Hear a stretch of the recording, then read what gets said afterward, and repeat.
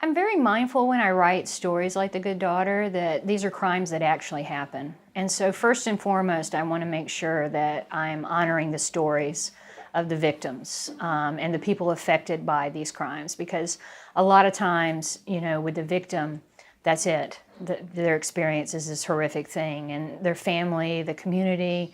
Really, I think about the fact that when I was a kid growing up near Atlanta, we had a serial killer, the Atlanta child murderer. And I remember very distinctly a before and after.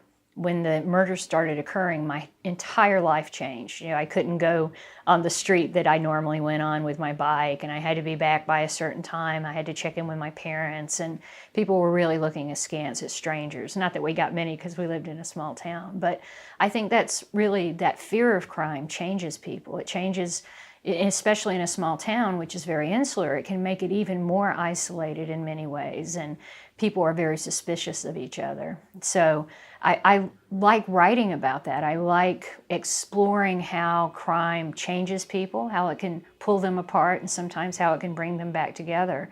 And, I think The Good Daughter is a perfect example of that. I'm writing about a small town again, which I started doing with my Grant County novels when I first started out.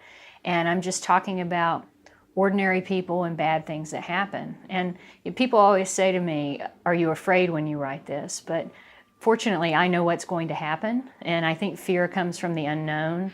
So I'm not really mindful in a way that a reader just coming into the page would be of the dangers. And I'm not really paying attention to that. I'm just orchestrating something that will allow me to talk about character, because that's really the point of crime fiction, is to hold up that mirror to society and say, this is what's going on.